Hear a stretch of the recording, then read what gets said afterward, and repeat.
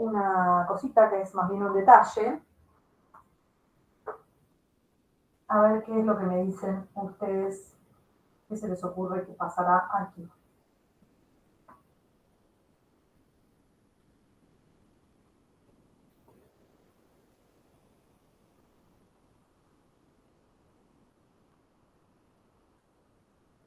Fíjense, a ver, ¿quién es esta que estoy formulando? ¿O qué tipo de azúcar podrían decir que es? Una cetosa, la fructosa. La fructosa. Igual. Perfecto, es una cetosa, podríamos decir que es una cetohexosa, y ahí repasamos también la otra clasificación de los azúcares que se refería al número de carbonos que formaban un azúcar. Entonces ahí combinamos las dos clasificaciones, es ceto, porque tiene un grupo cetona, y hexosa porque tiene 6 carbonos, una cetohexosa. Y específicamente sí, es la de fructosa. Ahora, si yo agrego esto,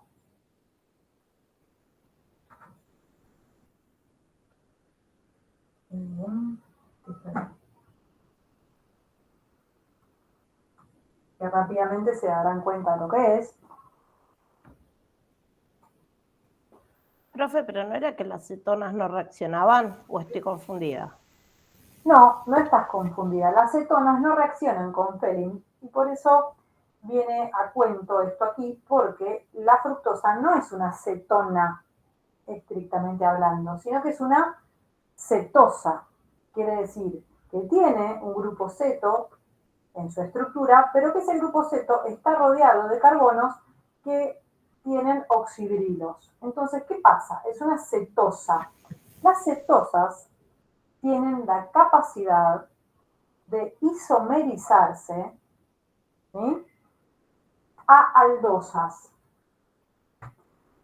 ¿Qué estoy queriendo decir? Que una cetosa como la fructosa puede sufrir esta transformación. Acá está el carbono 2, acá está el carbono 1. Este doble enlace que hay hacia el oxígeno se puede ir trasladando, ¿sí?, primero a este enlace carbono-carbono y por último al enlace carbono-oxígeno, a este enlace carbono-oxígeno, para convertir esa cetosa en una aldosa, ¿sí? Se isomeriza. ¿Por qué decimos se isomeriza? Porque termina siendo un isómero de función, ¿verdad? En vez de una cetosa, termina siendo una aldosa. Este era el carbono 1, este era el 2, el 3 queda igual, 4 queda igual, el 5 queda igual y el 6 queda igual. Ahora, este carbono 2, que ahora no es más sp2, porque los dos electrones que compartía con el oxígeno en una orbital pi se fueron, se trasladaron y ahora están compartidos entre el carbono 1 y el oxígeno del carbono 1. Entonces, este carbono, que ahora es un carbono sp3, queda con un grupo oxidrilo, ¿sí? El hidrógeno, que estaba unido al oxígeno en este carbono 1, se muda con el oxígeno de abajo, del carbono 2. ¿Sí? Entonces el carbono 2 queda así, sp3 con un oxidrilo en lugar de un grupo ceto, ¿sí? Se isomerizó. Y es la única posibilidad que tiene ese carbono 2 una vez que dejó de ser sp2 y pasa a ser sp3. La única posibilidad que tiene es que quede con esa estructura.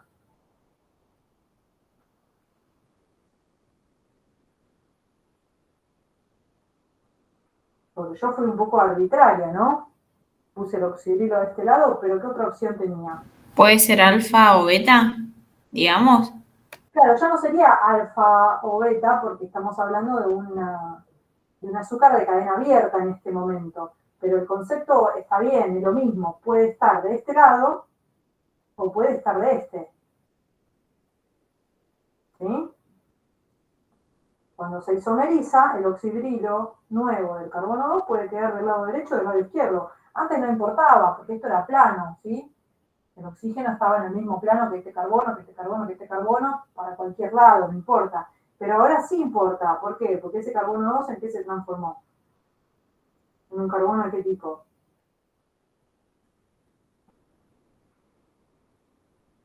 ¿Quiral?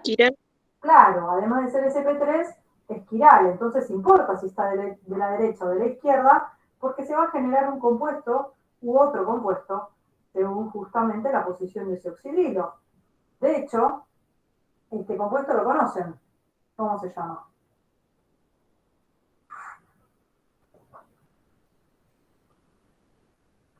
¿O de glucosa? Claro, es la D-glucosa. Esta es la D-glucosa y esta, por si no la conocen, les digo, se llama manosa. D-manosa. O sea, la fructosa se puede isomerizar a 50% de glucosa y 50% de manosa. ¿A raíz de qué? El carbono 2 de la D-fructosa, que era el que tenía el grupo carbonilo, traslada esos electrones del doble enlace hacia el carbono 1. De esta manera queda como grupo funcional principal el aldehído y el carbono 2 tiene dos opciones. Ubicar su oxidrilo de este lado, generando a la D-glucosa, o ubicarlo del lado contrario, generando a la D-manosa. ¿Sí? Y entonces, una vez que está isomerizada, 50% de glucosa y 50% de manosa, ahora sí, ¿qué pasará con el reactivo de Fehling? ¿Funcionará? Ahora sí. Ahora sí, y entonces los productos de la oxidación débil con el reactivo de Fehling de la D-fructosa, ¿cuáles serán? Como el anterior, ¿no era? El gluconato de sodio. Claro, 50% va a ser de glucanoato de sodio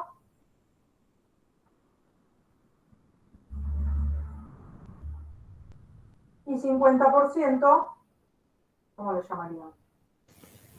Manoato. Sí, 50% de manoato de sodio.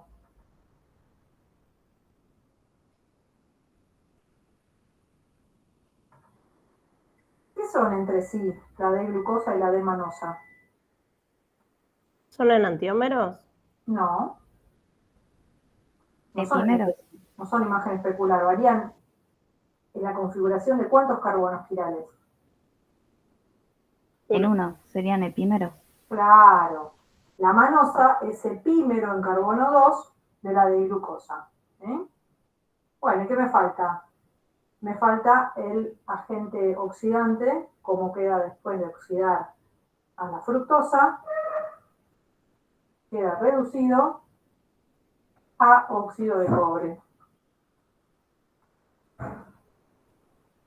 de la señal positiva. ¿Sí? Entonces, 50% de glucanoato de sodio y 50% de manoato de sodio. Estos son los productos de la oxidación débil de la D-fructosa. Puede ser con el reactivo de Fehling, como decimos ahora, o puede ser también con el reactivo de Tollens, en cuyo caso los productos serían 50% de glucanoato de... ¿qué? ¿Amonio? Sí, 50% de glucanoato de amonio y 50% de manoato de amonio también. Y plata metálica en lugar de óxido de cobre como es en Fehling. Profe, yo tengo una duda porque llegué tarde y se me fue el wifi. Sí, ¿Cómo los dobles enlaces del carbono 1, cómo se hicieron para trasladar y convertir en un... sí, en do- sí, no, la explicación ultraquímica de cómo se trasladan el doble enlace no la tengo. Sí que son los dos electrones que comparte el carbono 2 con el oxígeno en un enlace pi, se trasladan primero este enlace con el carbono-carbono y después al enlace del carbono 1 con el oxígeno. ¿Sí? Cuando eso pasa, el carbono 2 tiene la posibilidad. Bueno, cuando eso pasa, el hidrógeno del oxígeno del carbono 1 se muda con el oxígeno del carbono 2. Y en ese caso tiene la posibilidad de que el oxidrilo, este nuevo que se forma, quede del lado derecho o del lado izquierdo. Por eso que la fructosa se isomeriza 50% a D-glucosa y 50% a D-manosa, dependiendo en la posición que quede el oxidrilo del carbono 2. ¿Está, José? Sí, genial, gracias. De nada. Profe, perdón.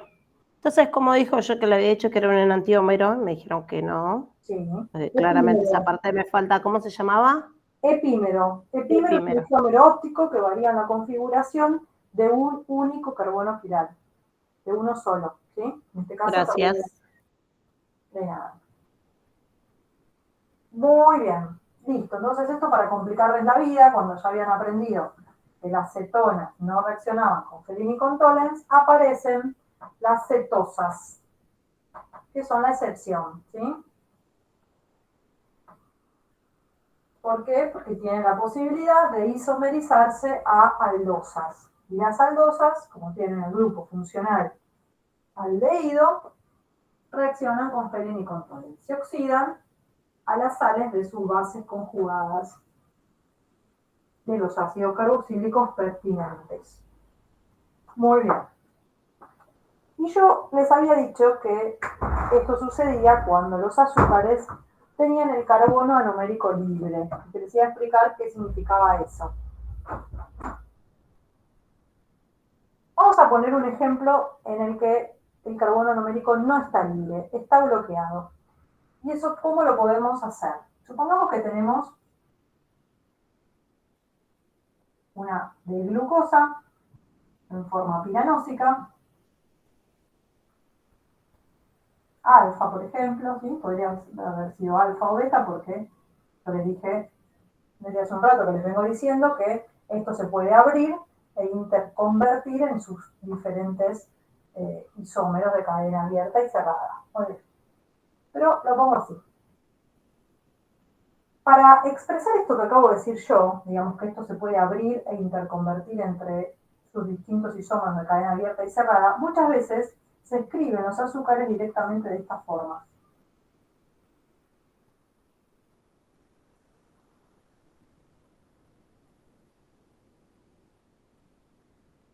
¿Sí? Fíjense, en el carbono anomérico yo no pongo el oxidrilo ni para abajo ni para arriba.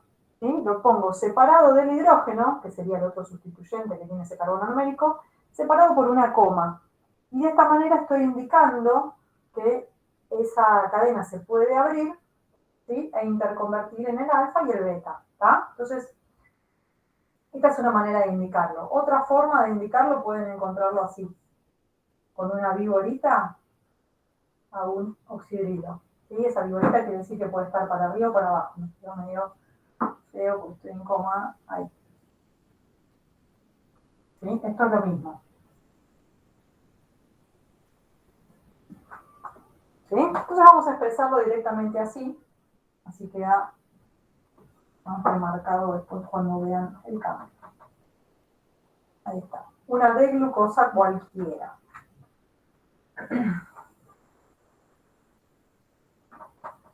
¿Qué pasaba cuando yo tenía un hemiacetal? Ahora no estamos hablando de azúcares, ¿eh? Estamos hablando de un hemiacetal cualquiera formado por un aldehído y un alcohol que lo hacía reaccionar con otra molécula de alcohol.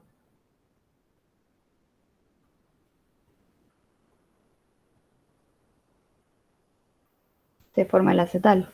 Se forma el acetal. Bueno, si yo tengo un hemiacetal cíclico, como este, ¿sí? Si yo tengo que marcar acá el grupo funcional, marcaría así, diría, esto es un hemiacetal cíclico. Lo hago reaccionar con un alcohol, por ejemplo, un metanol, para hacerlo bien sencillito, ¿sí? Se va a formar el acetal, justamente.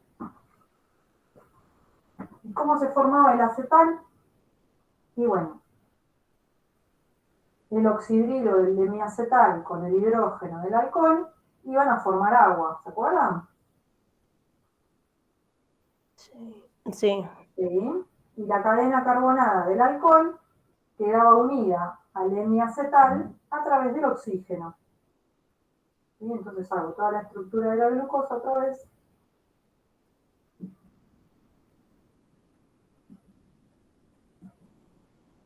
Y ahora este carbono numérico, que era el carbono del hemiacetal cíclico, va a quedar unido al oxígeno del alcohol, ¿sí? Y ese oxígeno va a arrastrar su cadena carbonada, que en este caso es un metilo. ¿Sí o sí para abajo? ¿Qué piensan? Que no, que también puede ser para arriba.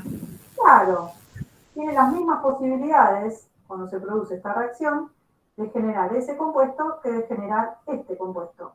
Acuérdense lo que pasaba cuando se formaban los acetales.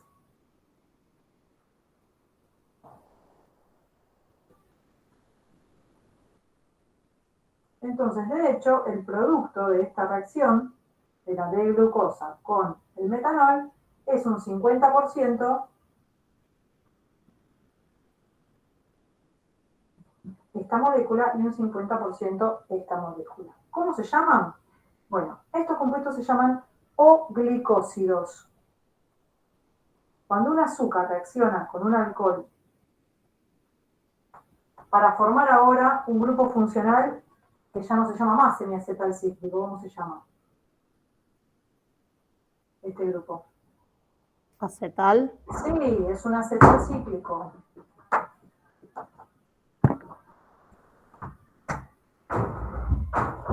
Cuando un azúcar reacciona con un alcohol para formar un acetal cíclico, hablamos de O-glicósidos. Una O mayúscula, O-glicósidos. Este es el nombre genérico de todos estos compuestos. Ahora, cada uno va a tener un nombre particular. Este, ¿sí? Que si no fuera un O-glicósido, si acá tuviera el oxidrilo, ¿cómo lo llamaríamos? ¿Cómo llamaríamos a esa glucosa con el oxidrilo hacia abajo? Alfa de glucopiranosa. Muy bien, sería la alfa de glucopiranosa. Como es un O-glicósido, vamos a decir que es,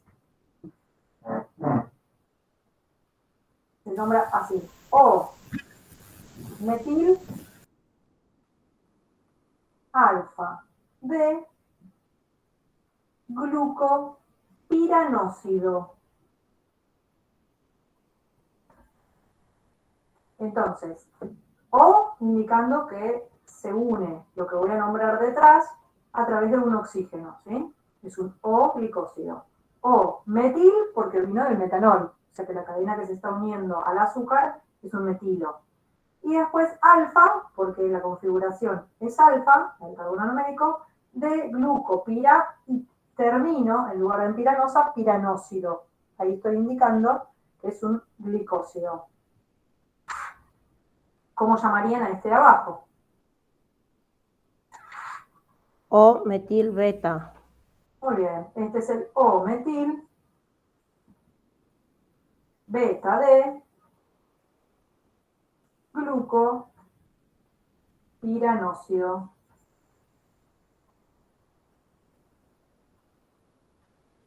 Excelente. Bueno, estos compuestos, los O-glicósidos, son compuestos que son no reductores. ¿Por qué son no reductores? Porque justamente estos son los ejemplos de carbonos anoméricos bloqueados. ¿Sí? El carbono anomérico está bloqueado porque una vez que el N-acetal cíclico reaccionó con otro alcohol para formar el acetal cíclico, ya ese compuesto no se puede abrir y pasar a la forma de cadena abierta como podría hacerlo este. ¿Sí? Una vez que está unido formando un acetal cíclico, ya no puede pasar así espontáneamente a su forma de cadena abierta. Por lo tanto, no va a poder reaccionar con el reactivo de Fehling ni con el reactivo de Tory, ¿sí? Se lo llama azúcares no reductores, ¿sí? No pueden reducir a otro porque no se pueden oxidar ellos, porque no pueden abrirse y exponer su grupo aldehído, ¿sí? Ya no lo tienen más. ¿Y qué les parece estos azúcares? ¿Podrán mutarrotar?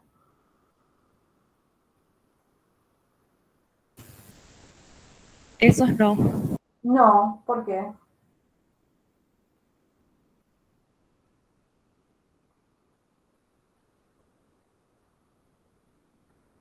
¿Por qué no mutarrotan?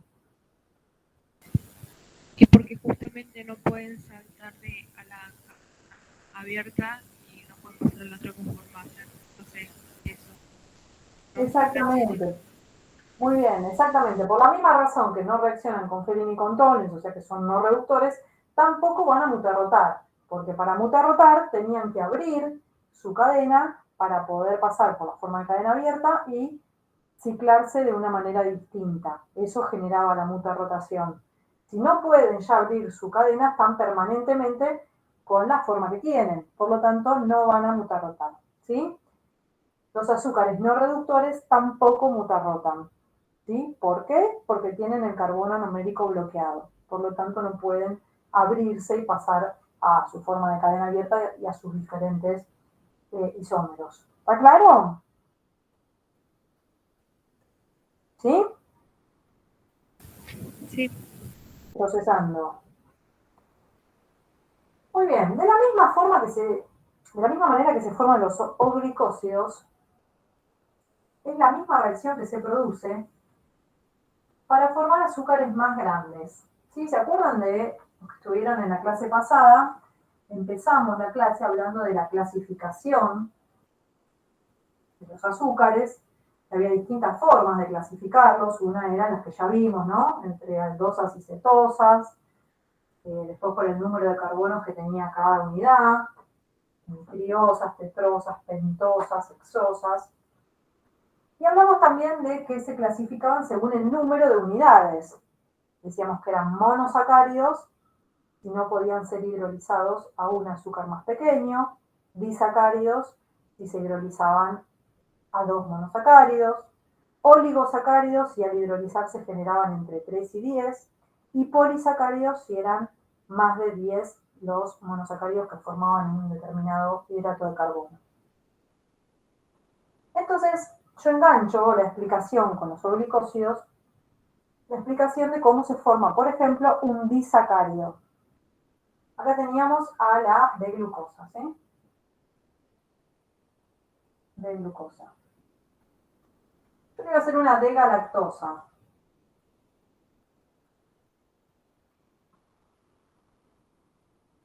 Entonces, si ya tengo esto hecho, porque ya me tomé el trabajo de hacerla en Fisher, ciclarla, ver quién se unía con qué, hacer Fisher modificada si lo necesitaba o si no, no, me quedo así. Y ahora yo quiero hacer la D-galactosa y tengo como dato que la D-galactosa es epímero en carbono 4 de la D-glucosa. ¿Es necesario que haga todos esos pasos que hicimos para formular este? ¿O puedo directamente a partir de esta estructura hacer la D-galactosa? y sí, solamente cambiarías carbono 4. Claro, solamente voy a cambiar la posición del carbono 4, porque les estoy diciendo que es epímero en carbono 4 de la D-glucosa, o sea que varía la configuración solamente de ese carbono. Entonces, ¿qué hago? Acá dejo así, ¿sí? Porque tiene la cadena abierta, el carbono numérico libre, o sea que puede ser tanto alfa como beta. En el carbono 2 lo dejo igual. En el carbono 3 lo dejo igual. Y en el carbono 4, en vez de hacer el oxídrico para abajo, lo voy a hacer para arriba. Y en el 5 lo dejo igual. ¿Sí? Ya tengo 2 monosacáridos formulados. Y yo les decía, la formación de disacáridos se hace mediante la misma reacción que vimos para los oglicósidos. ¿Por qué? Porque en los glicósidos veíamos que el N cíclico de un azúcar reaccionaba con el grupo alcohol de otro azúcar. Para formar un disacárido tenemos la misma posibilidad. Tenemos uno de los azúcares que va a ofrecer su grupo cíclico para que reaccione con el otro azúcar a través de cualquiera de sus oxidrilos, ¿sí? A través de cualquiera de sus grupos alcohol, ¿sí? Y de esa manera quedan unidos. Entonces el oxidrilo del N-acetalcíclico se va a ir con cualquiera de estos hidrógenos, ¿sí? Para formar lo que llamamos un disacárido. Vamos a hacer una unión 1,4, por ejemplo. Quiere decir, del carbono 1 de esta glucosa va a reaccionar con el 1, 2, 3, 4, ¿sí? Este va a dar su hidrógeno para formar una molécula de agua y los azúcares van a quedar unidos entre sí. Ahora sí, cuando eso pase, ya el carbono anomérico de la D-glucosa ya va a tener que quedar definido, ¿sí? No puede quedar boyando como en este caso que podía ser alfa o beta. Si va a quedar unido a otro azúcar, ese carbono anomérico ya tiene que adoptar una posición en particular. Entonces, ¿cuál va a ser esa posición? Bueno, me lo va a indicar el nombre del disacárido. ¿Sí? Supongamos, hacemos beta.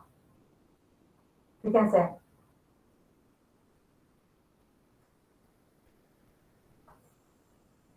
Voy a hacer más lindo.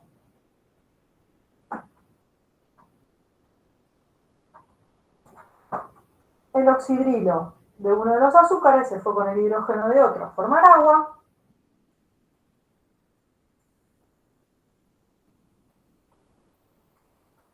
Y ese grupo que antes era un hemiacetalcíclico se ha convertido ahora en un acetalcíclico, ¿sí? Porque reaccionó con otro alcohol. ¿Qué alcohol? Bueno, cualquiera de los alcoholes del segundo azúcar. Y así se forma un disacárido. ¿Sí? De esta manera se forma un disacárido. Si sigo agregándole azúcares, este carbono puede reaccionar con otro alcohol de otro azúcar que agregue para formar un trisacárido, un tetrasacárido, pentasacárido, y así es como se generan los polisacáridos de los cuales estuvimos hablando la clase pasada, el almidón, el glucógeno, la celulosa, ¿sí?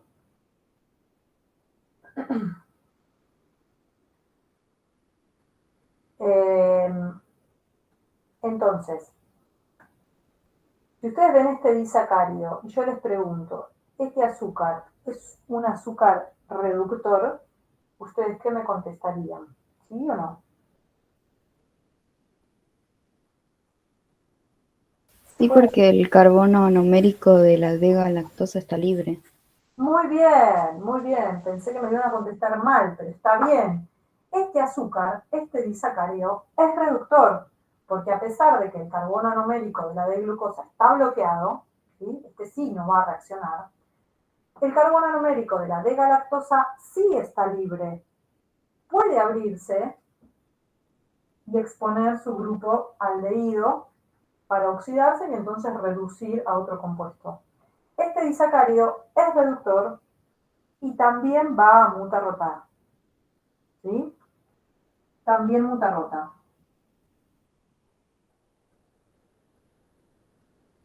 ¿Cuál será el caso de un disacárido que sea no reductor?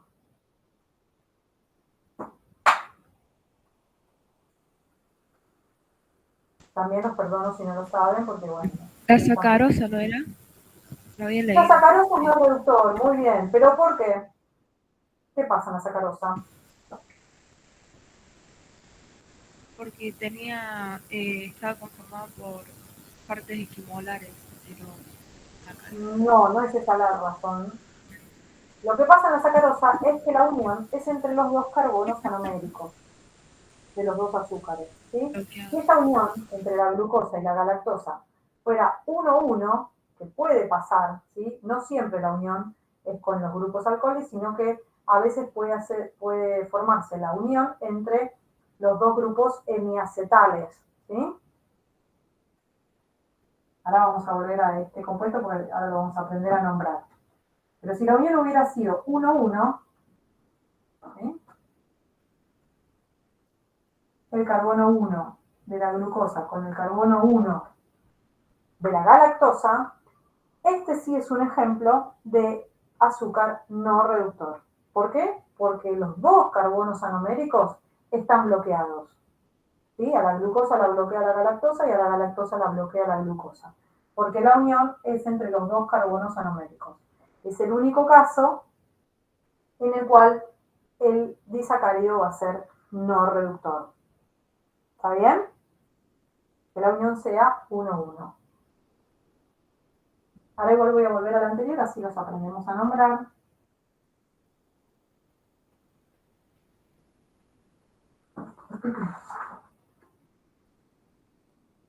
Así.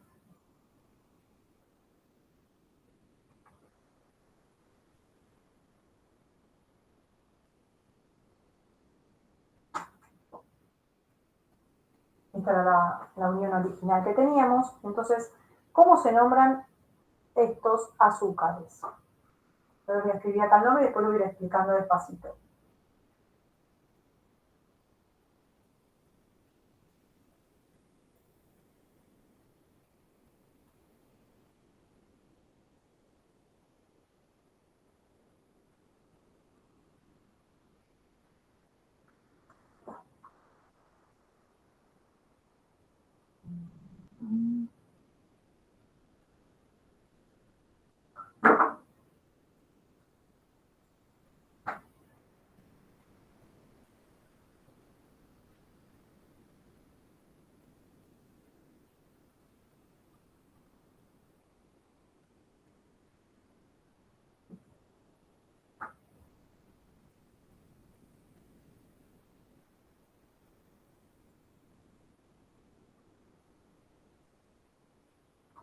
Bueno, como verán, el nombre es muy largo y eso que es un disacárido nada más. Piensen que hay trisacáridos, tetrasacáridos, también los tienen que saber nombrar, pero empecemos por lo más sencillito. Fíjense, se llama 4-O-beta-D-glucopiranosil de galactopiranosa. Entonces, se toma como que este azúcar, ¿sí? Es como el azúcar principal, la galactopiranosa, y que este azúcar de acá está sustituyendo a la galactopiranosa. Entonces, se toma el nombre de este azúcar y se lo termina en il, ¿sí? Como los sustituyentes, como ustedes ya saben nombrar, metil, etil, propil. En lugar de tener esos nombres de cadena, tienen el nombre del azúcar. Entonces, el sustituyente de la galactosa es la beta-D-glucopiranosa. Entonces lo nombramos como beta-D-glucopiranosil de galactopiranosa. Y al principio le agrego el número de la posición en donde está el sustituyente, igual que cuando nombraban cualquier cadena carbonada. Uno decía, por ejemplo, no sé, 3-metil heptano, ¿sí? Entonces acá decimos 4 O beta D glucopiranosil, todo esto es el nombre del sustituyente, esta es la posición, y este es el nombre del azúcar que sería como la base, como el azúcar que está sustituido por esto. ¿Entienden? ¿Está complicado? ¿Cómo Bueno, nos damos cuenta que cuál es la que actúa como sustituyente? porque el que actúa como sustituyente es el que brinda su hemiacetal cíclico, ¿sí? Y el otro es el que da el alcohol. Salvo que sean dos uniones entre carbonos anoméricos, ahí no importa, ¿sí? Ahí puedes nombrar cualquiera de las dos primero, da lo mismo, ¿sí? Porque la unión es 1-1, así que no te vas a equivocar. Pero acá, el decir que, supongamos que yo no veo el compuesto, veo solamente el nombre, que diga 4-O beta de glucopiranosil, ahí me está indicando que la glucosa es la que ofrece su hemiacetal cíclico, ¿sí? y que la voy a ubicar en el carbono 4 de la galactosa. Así se lee, digamos, se lee el nombre y se interpreta lo que uno tiene que formular. Esto es práctica, chicos, igual cuando empiecen a hacer ejercicios, les va a empezar a quedar en la cabeza. Esta es la forma larga de nombrar a los disacáridos. Después hay una forma abreviada, que es bastante más sencilla, que para este disacárido en particular sería así.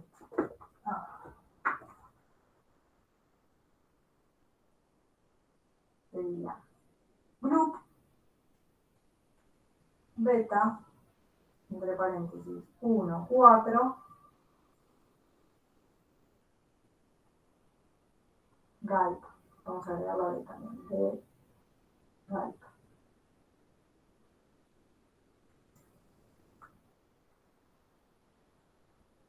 Fíjense, con este nombre abreviado estamos diciendo lo mismo que arriba, nada más que de otra manera. Estoy diciendo D-group, o sea, una glucopiranosa D, unida a través de una unión beta, desde su carbono 1 al carbono 4 de una D-galp, ¿sí? De una D-galactopiranosa. Entonces copien los dos nombres, si todavía no lo hicieron, y después, tranquilos, los analizan y se pueden hacer ustedes mismos algunos ejercicios de inventarse nombres análogos y tratar de formularlos a ver si les sale.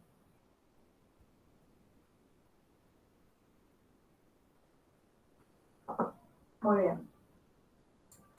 Si tienen que marcar grupos funcionales, dirían que estos son grupos alcohol, ¿sí? ¿Esto qué sería?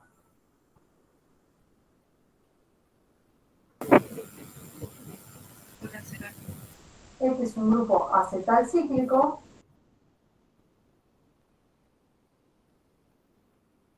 ¿Y este?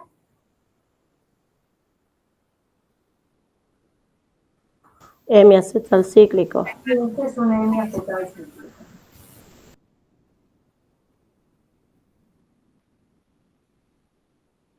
Muchas veces también les hacen otra pregunta que es, nombre la unión glicosídica. Esta unión entre dos azúcares también se llama unión glicosídica. Y si les dicen nombre específicamente la unión glicosídica que hay en este disacárido, ustedes van a decir, las pueden marcar así, la pueden marcar así, ¿sí? Y decir que esta es una unión glicosídica beta 1, 4. ¿Sí? Es lo que está acá en el nombre abreviado. Unión glicosídica beta 1, 4.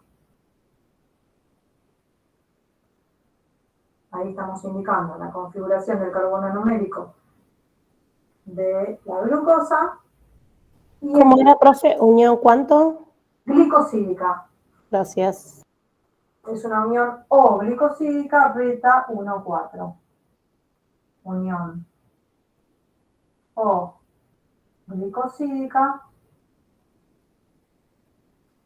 beta 1, 4.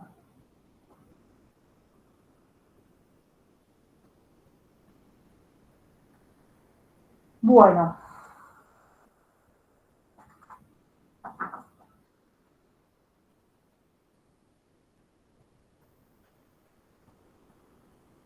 Hay disacáridos que tienen nombres propios también, van a encontrar, así como me decía hace un rato Rocío, de la sacarosa, ¿sí? La sacarosa es el nombre propio de un azúcar que también tiene un nombre largo como este que indica exactamente quién se une con qué y de qué manera, ¿sí? Los nombres propios no nos dicen cómo son las uniones ni entre qué azúcares son, pero muchas veces se usan igual, entonces pueden investigar un poco y leer un poco acerca de eso. Por ejemplo, la maltosa es un disacárido que es el que forma parte del almidón. ¿sí? La maltosa tiene esta estructura, son dos glucosas.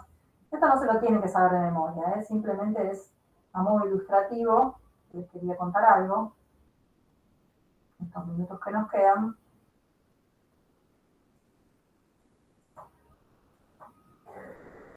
Fíjense, son dos glucosas, dos D-glucosas, unidas a través de una unión O glicosídica. ¿Cómo la clasificarían esa unión?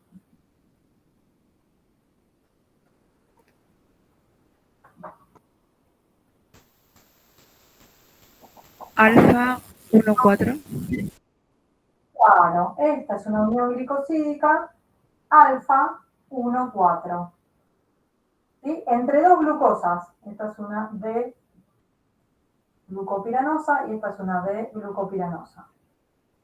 Este disacárido se llama maltosa. El nombre propio, ¿no? Que ustedes no tienen necesidad de acordarse de memoria. Y la de maltosa es el disacárido del anión. ¿Sí? Después tenemos uno muy parecido, que es la celobiosa. La celobiosa también son dos glucosas unidas entre sí por una unión O-glicosídica, que ustedes me van a decir qué tipo de unión es.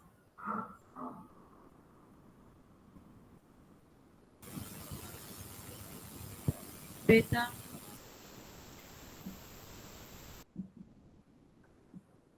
Beta, ¿cuánto? Es una unión glicosídica, beta, ¿qué? 1,4. Sí, 1,4, sí. también. Beta 1,4.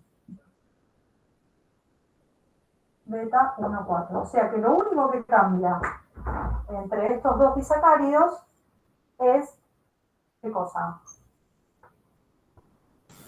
La posición.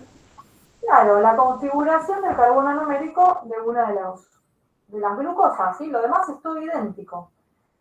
La celobiosa es el disacárido que forma, por unión repetitiva, digamos, de este disacárido, forma la celulosa.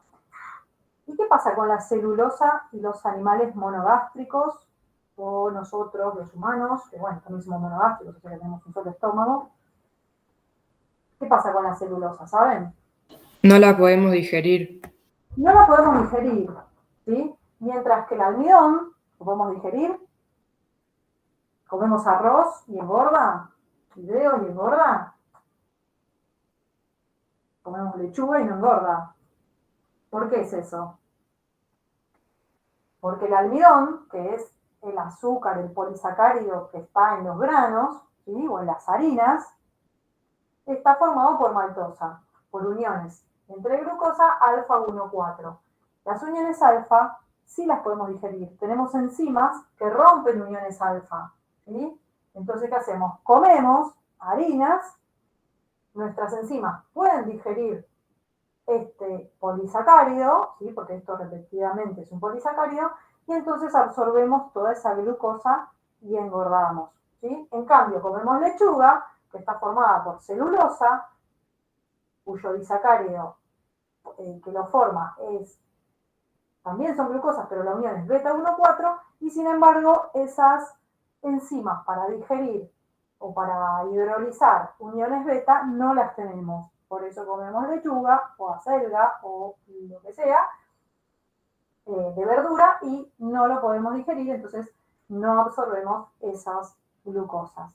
Sin embargo, los animales herbívoros, a pesar de que ellos mismos no tienen esas enzimas, tienen bacterias en el rumen, por ejemplo, las vacas o el caballo en el ciego, tienen bacterias que sí son capaces de hidrolizar uniones beta, ¿sí? Entonces, hidrolizan las uniones beta las bacterias y ellos, los animales, absorben esas glucosas que nosotros no podemos digerir.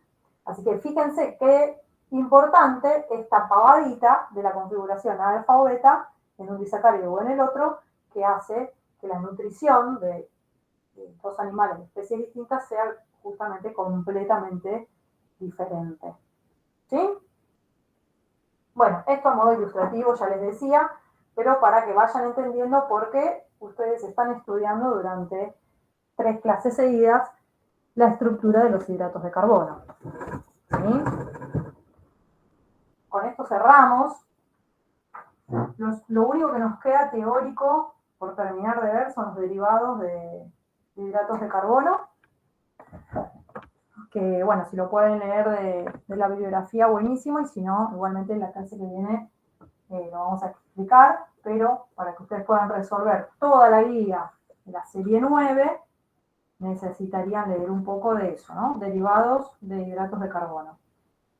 Pero ya pueden resolver todos los ejercicios en donde tienen que formular disacáridos, ya lo pueden hacer, así que empiecen a practicar, porque le hemos dado con todo a la teoría aquí, pero no hemos hecho ningún ejercicio. Entonces empiecen a formular con la guía. Así el lunes tienen dudas y podemos arrancar con la parte práctica. ¿Está bien? No sé, Lauri, ¿vos querés decirles algo a los chicos?